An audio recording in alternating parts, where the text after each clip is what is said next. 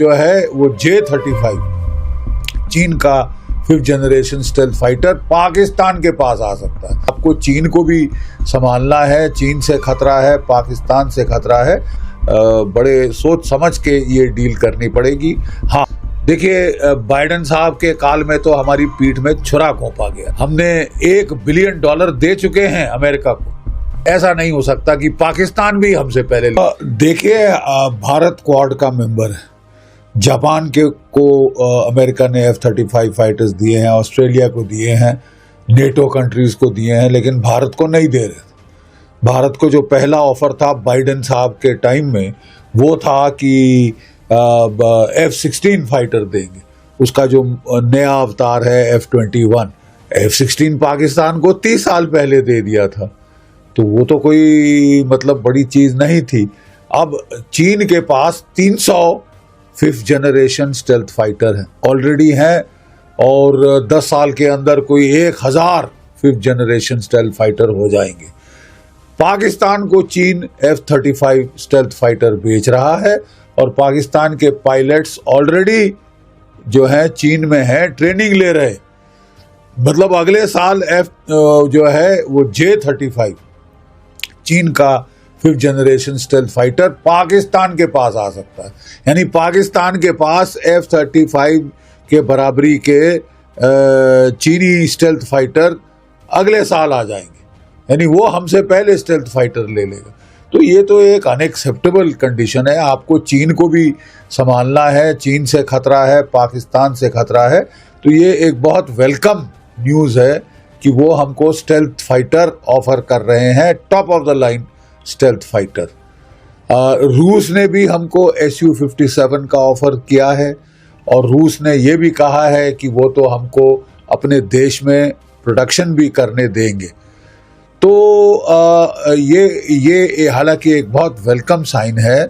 हम अपना भी आमका यानी एडवांस मीडियम कॉम्बैट एयरक्राफ्ट बना रहे हैं अपने देश में, लेकिन कोई 10 साल 15 साल लगेंगे इसके पहले कि वो प्रोडक्शन में फुली आए। एक तो इसको हमें स्पीड अप करना पड़ेगा, और as a stop gap measure हमको 18 या 36 फाइटर लेने पड़ेंगे, या F-35 या Su-57। अब ये सरकार को निर्णय करना होगा कि कौन सा, प्रोज एंड कॉन्स क्या हैं इनके। देखिए साहब, जो F-35 है टॉप क्लास फाइटर है दुनिया का, स्टेल्थ फाइटर है, 5th जनरेशन फाइटर है, और लेकिन महंगा बहुत है। कोई 1800 करोड़ का एक आएगा, तो पूरी डील जो है वो तो 50,000 करोड़ के ऊपर की डील होगी। तो हमको सोच समझ के जाना पड़ेगा, क्योंकि देखिए अभी तक अमेरिका प्रोडक्शन के लिए नहीं माना है। हमने कहा है कि साहब हम जो भी खरीदेंगे हम अपने देश में आत्मनिर्भरता के लिए अपने देश में मैन्युफैक्चर करना चाहेंगे। अभी तक मैन्युफैक्चर का नहीं आया है, नंबर 1। नंबर 2, इसमें लिमिटेड सॉवरेनिटी के क्लॉज हैं, कि मतलब अमेरिका कहता है कि भाई आप कहाँ ये जहाज़ डिप्लॉय करोगे हमको बताना होगा, हमको इंस्पेक्शन का राइट है कि आपने कुछ बदला तो नहीं, निकाला तो नहीं, जोड़ा तो नहीं। अब देखिए साहब, उसमें 2 एयर टू एयर मिसाइल है, हमको 4 चाहिए, तो हमको तो कुछ करना पड़ेगा। हमारे अस्त्रा मिसाइल हैं, हम उसके ऊपर 300 किलोमीटर रेंज, 200 किलोमीटर रेंज, ये सब लॉन्ग रेंज मिसाइल्स है, BVR, तो हम उनको शायद बढ़ाना चाहेंगे, अपने ब्रह्मोस मिसाइल उन पे लगाना चाहेंगे, इत्यादि इत्यादि। तो ये परमिशन मिलेगी कि नहीं मिलेगी, ये सब देखना पड़ेगा। और फिर इसके हिडन कॉस्ट काफ़ी होंगे। हिडन कॉस्ट से मेरा मतलब कि देखिए साहब, हिडन कॉस्ट में प्रॉब्लम ये है कि जो कंप्यूटर्स हैं they have to be able to speak to our air defence computer. हमारे एवैक्स के साथ they need to speak to one another, मतलब वो पूरे कंप्यूटर चेंज करने पड़ेंगे। अब यूरोप में तो वही कंप्यूटर इस्तेमाल हो रहे हैं जो अमेरिका के हैं, इकोसिस्टम एक ही है। हमको तो सिरे से स्टार्ट करना पड़ेगा। काफ़ी सारा, एक तो काफ़ी महंगा फाइटर है, ऊपर से उसमें जो इंफ्रास्ट्रक्चर है वो नए सिरे से बनाना पड़ेगा।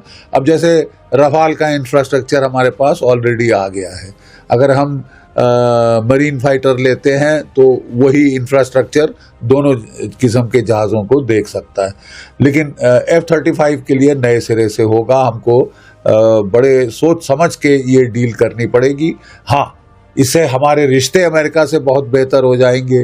डोनाल्ड ट्रंप बड़े ट्रांजैक्शनल नेता हैं और वो चाहेंगे कि भारत जो है जो ट्रेड डेफिसिट है 45 अरब डॉलर का उसको मेकअप करे, एक तो टैरिफ कम करके और दूसरा एक्सपोर्ट ज़्यादा मतलब इंपोर्ट ज़्यादा करके, यानी अमेरिका की चीज़ें खरीदे जिसमें डिफेंस, जिसमें एनर्जी और जिसमें एग्रीकल्चर के प्रोडक्ट्स की वो बात कर रहे हैं। डिफेंस में वो हमको F-35 देने की बात कर रहे हैं। जैसे मैंने कहा, रूस ने भी हमको काउंटर ऑफर किया है और दोनों जहाज़ F-35 और F-35 ये जो है ये इकट्ठे एक एयर शो में आए हैं। ये इंडिया में ही हुआ है।